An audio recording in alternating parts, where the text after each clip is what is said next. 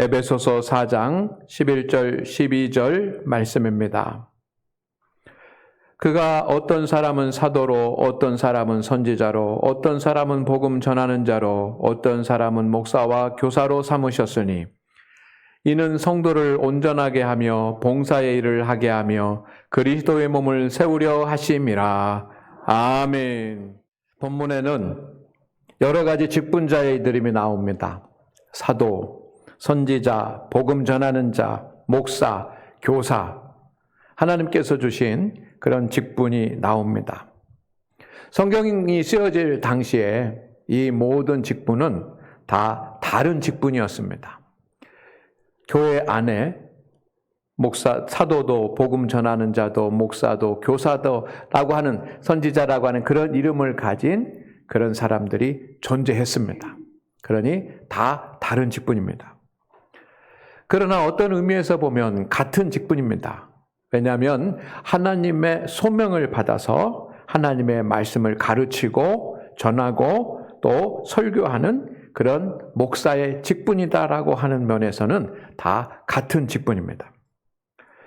구약시대 또 신약시대에는 모두 다른 직분이었지만 오늘날은 목사의 직무와 관계된 직분들입니다. 오늘 저는 하나님께서 목사에게 주신 본질적인 직무가 무엇인지에 대해서 말씀을 드리려고 합니다. 제가 이런 설교를 한 적은 한 번도 없는 것 같지만 오늘 목회라고 하는 것이 무엇인가, 목사가 하는 일이 무엇인가, 목사가 해야지만 되는 일이 무엇인가라고 하는 것에 대해서 여러분들이 생각할 수 있는 그런 시간이 되기를 원합니다.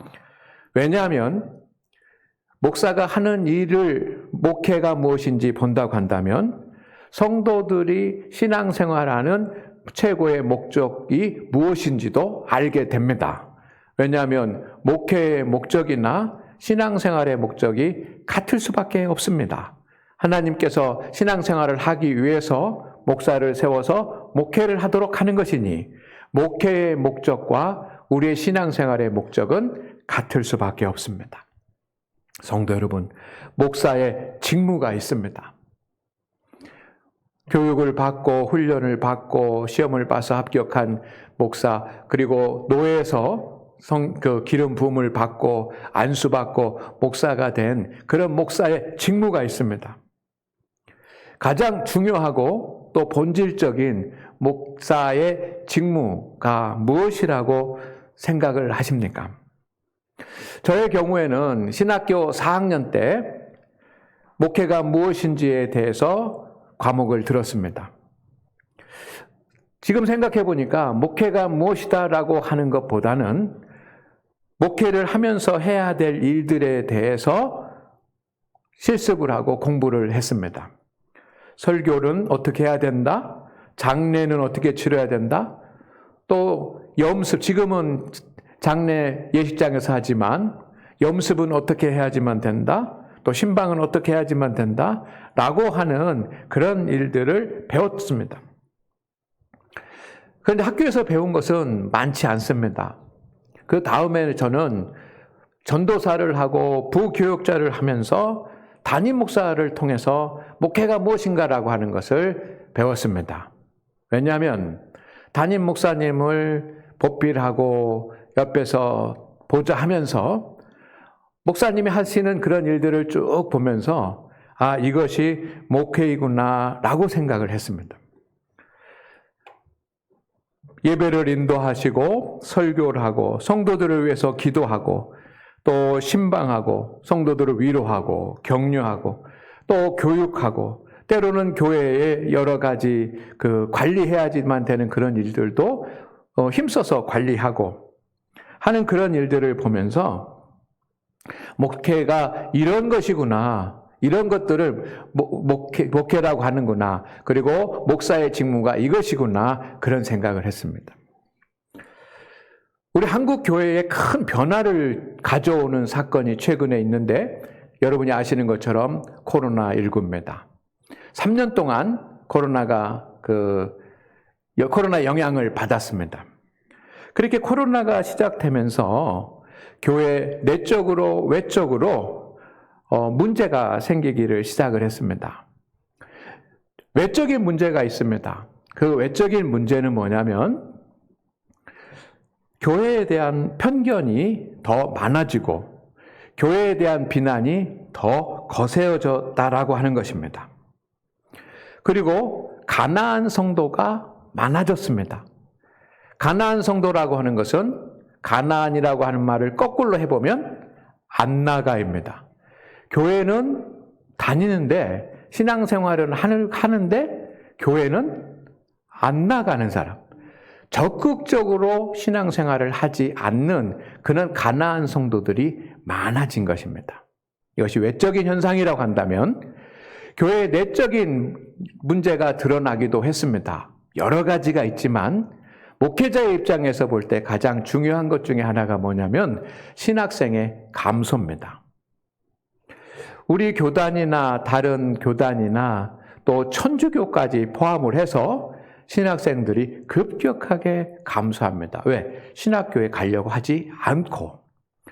더 문제는 뭐냐면 신학교에 들어갔는데 학교 다니다가 다른 과로 전과를 하고 대학원까지 다니고 또 전도사님도 하고 부교육자도 하다가 중간에 그만두고 포기하고 다른 일을 하는 일들이 많아지는 겁니다. 신학생들은 교회의 미래 아닙니까? 그런데 신학생의 숫자가 감소하고 중간에 이렇게 하다가 그만두고 한다고 하는 것은 교회의 미래가 어두워진다는 것입니다. 제 친구 중에 신학대학원에서 강의를 한 그런 교수가 한 분 있습니다. 그분이 이런 문제를 통감을 하면서 학생들을 불러 모아놓고 수업 시간에 학생들을 불러놓고 토론을 한 이야기를 목회자들이 모이는 어떤 모임에서 해서 우리가 너무 깜짝 놀란 그런 일들이 있습니다. 왜 지금까지 신학을 공부했고 신학을 안 들어온 것이 아닙니다. 신학을 공부했고 전도사님도 하고 부교육자도 하다가 왜 신학을 그만두고 일상으로 돌아가서 세상적인 일을 하느냐라고 물어봤을 때 그 신학생들이 여러 가지 이야기를 했는데 그 중에 특별한 것, 가장 많은 것, 3가지가 있습니다. 첫째는 뭐냐면 담임 목사님을 보니까 못하겠다는 생각이 들었습니다. 라고 하는 겁니다. 저는 그 얘기를 듣고 담임 목사들이 잘못하니까 신학생들이 그렇게 보고 안 한다라고 하는 것이구나 이런 생각이 들었었는데 좀 다른 이야기예요. 왜 담임 목사를 보니까 못하겠다라고 하는 것일까? 그렇게 열심히 하시는데 개인 시간도 없고 자유 시간도 이렇게 많지 않고 그렇게 열심히 하는데 쉬지 않고 하는데 수고하는 만큼 인정을 받지 못하고 또 교회 목회를 보니까 많은 스트레스가 있고 또 많은 그 어려움들이 있는 겁니다. 그것을 보니까 나는 못하겠다라고 하는 생각이 든다는 것입니다. 두 번째는 사례비의 문제입니다. 그 사례비로는 살지 못하겠다는 겁니다. 요즘 사회 수준이 높아졌습니다. 부부가 같이 일을 하고 부부가 같이 벌어도 부족하다라고 하는 그런 시대입니다. 그런데 목회자는 부부가 함께 사역을 합니다. 그리고 하는데 그 신학생들이 보기에 그 사례비로는 일반적인 삶이 가능하지 않다라고 판단되기 때문에 못하겠다는 겁니다. 3번째 이유가 있습니다. 미래가 보이지 않는다는 겁니다. 이건 무슨 말이냐면 세상의 직업이나 세상의 그 직장은 젊었을 때 힘들게 하고 젊었을 때 어려워도 노력하면 나이가 점점 들어가면 좋아지고 높아지고 하는데 목회자는 그렇지 않다는 겁니다. 젊었을 때나 나이가 들어서나 거의 다 똑같다는 거예요. 참으로 마음이 아픈 그런 현실이 아닐 수 없습니다. 저는 한편으로는 마음이 아프기도 하지만 이 모든 말들이 다 정확하게 맞는 말이 아니기를 소망을 합니다. 자신의 믿음과 소명에도 문제가 있습니다.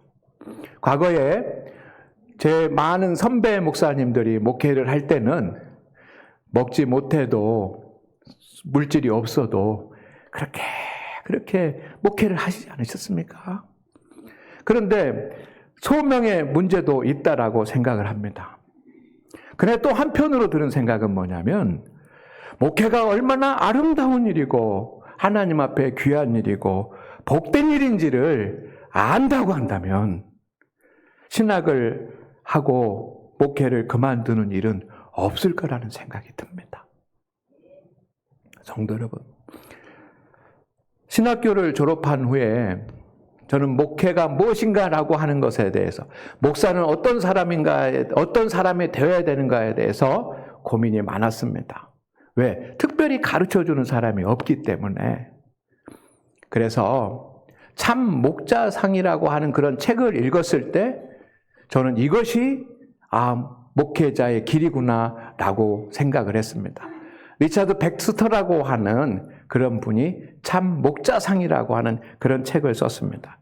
거기에 목회란 무엇인가 세밀하게 기록이 되어 있고, 목회자는 어떤 성품이어야지만 되는가, 목회자는 어떤 자세로 해야지만 되는가, 신방은 어떤 마음으로 해야지만 되는가, 성도들을 위한 기도는 어떤 마음으로 해야 되는가에 대해서 세밀하게 기록이 되어 있었습니다.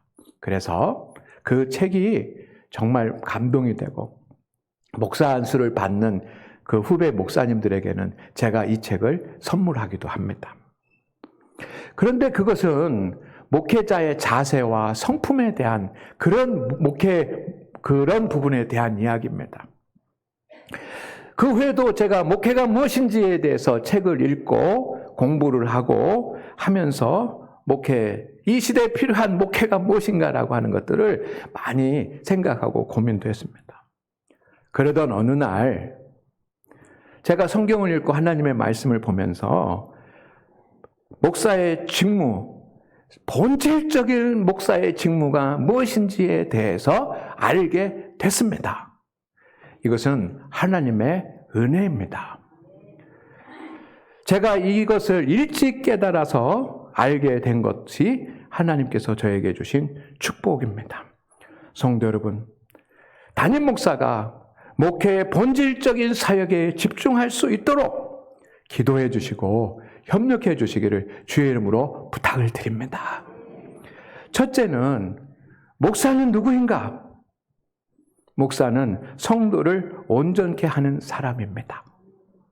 제가 앞에서 말씀드린 예배를 인도하고 설교도 하고 기도도 하고 신방도 하고 교회도 관리하고 그런 일들도 하는 일이지만 정말 본질적인 일, 목사가 아니면 할 수 없는 유일한 일은 성도를 온전케 하는 일입니다. 오늘 말씀해 보니까 성도를 온전케 하게 하며 라고 되어 있습니다. 성도를 온전하게 한다는 말이 무엇입니까? 그것은 신앙의 문제, 영적인 문제 아니겠습니까? 목회는 성도들을, 하나님께서 맡겨주신 성도들을 하나님의 온전한 자녀로, 하나님의 백성으로, 그리스도인으로 세우는 사역입니다. 아멘입니까? 성도들이 옛사람을 벗어버리고 새 사람을 입을 수 있도록 돕는 자가 목회자이고 그것이 목회입니다. 온전한 믿음을 가지도록 하고 그래서 육의 사람이 아니라 신령한 사람이 되도록 하는 것이 바로 목회인 것입니다. 성도 여러분, 목사는 영적인 의사입니다.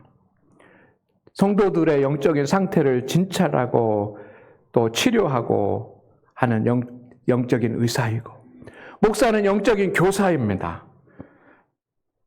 가르치고 배우게 하고, 그래서 성도는 목사로부터 신앙의 문제를 배우고 양육받고 해야지만 되는, 이것이 목회인 겁니다. 두 번째, 목사는 성도들이 봉사의 일을 하게 하는 사람입니다. 오늘 말씀을 잘 보시기를 바랍니다. 성도를 온전하게 하며, 그래서 그 성도들이 봉사의 일을 하게 하며, 봉사의 일을 하게 하는 사람입니다. 목사는 봉사의 일을 하는 사람이라기보다는 성도들을 온전한 성도로 만들어서 봉사의 일을 할 수 있도록 세우는 사람이 목사입니다. 목사는 성도를 섬기는 자, 하나님의 일꾼, 하나님의 청지기로 세우는 사람이 바로 목사이고 그것이 목회인 것입니다. 하나님께서 우리 모두에게 은사를 주셨습니다. 그래서 교회와 성도들과 세상을 위해서 봉사하는 직분자들을 세우고 훈련하는 것이 목회자의 목회인 것입니다. 그래서 목사는 감독과 같습니다. 한 사람 한 사람, 한 성도 한 성도가 주님의 일을 잘 감당할 수 있도록 찾아내고 훈련해서 주님의 일을 하게 하는 거예요. 그래서 우리 성도들은 내가 주님의 일을 감당하게 된다고 한다면 감사할 수 있는 사람이 되어야 될 줄로 믿습니다. 이게 목회의 목적이에요. 세 번째 목회의 목적이 있습니다. 목사는 그리스도의 몸된 교회를 세우는 사람입니다. 교회를 세우는 사람이에요. 교회는 그리스도의 몸입니다. 그 몸은 성도들의 연합으로 되어 있습니다. 목회가 무엇입니까?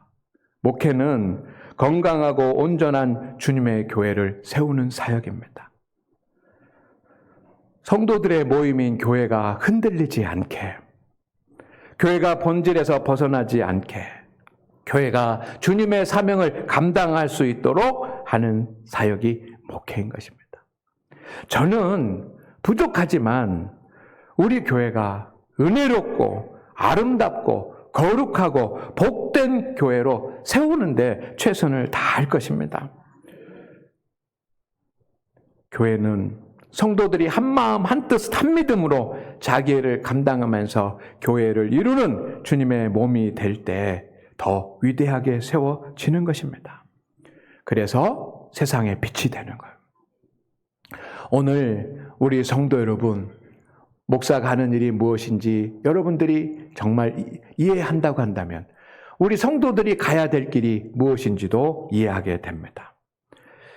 이 길을 갈 수 있도록 우리 성도님들께서 신앙생활을 열심히 하시면 됩니다. 특별히 기초적인 신앙생활, 기초적인 경건생활을 힘써 주시기를 바랍니다. 우리 장안교회 성도들의 기초적인 경건생활이 있습니다. 우리가 신앙생활을 하는 이유와 목적은 다 다릅니다. 당연한 겁니다. 왜냐하면 각자의 형편과 사정이 다 다르기 때문입니다. 하나님께서 우리에게 주신 은혜와 복도 다 다릅니다. 왜? 우리의 형편과 우리의 믿음의 정도가 다 다르기 때문입니다. 그러나 신앙생활을 하는 본질적인 목적은 당연히 하나님께서 목회자에게 맡겨주신 목회의 목적과도 같을 수밖에 없습니다. 우리는 이 점을 인정을 하고 중요하게 여겨야지만 됩니다. 신앙생활을 혼자 할 수 없습니다.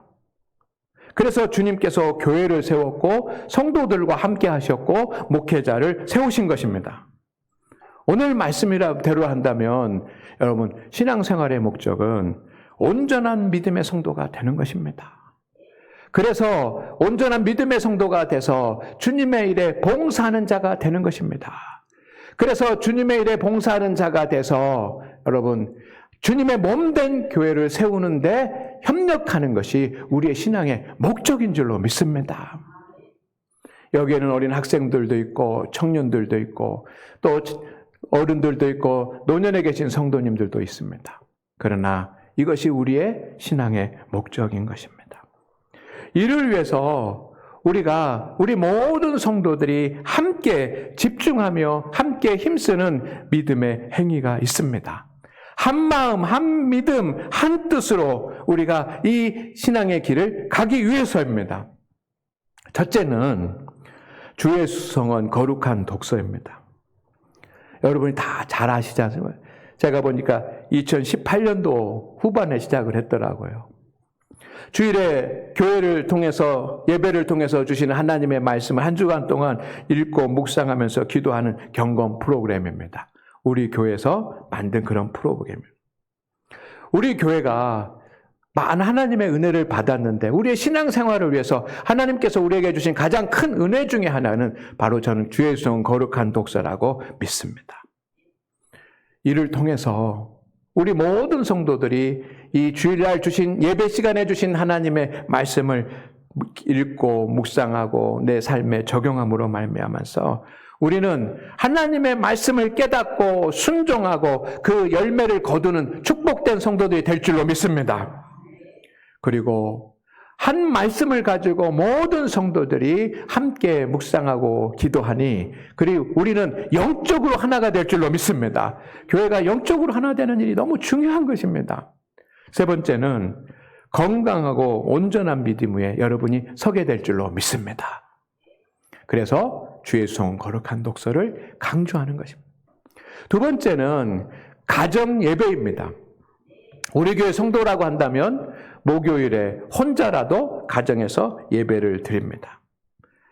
가정 예배를 혼자라도 드림으로 말미암아서 여러분의 가정에 하나님의 임재가 있는 하나님의 성전화가 될 줄로 믿습니다.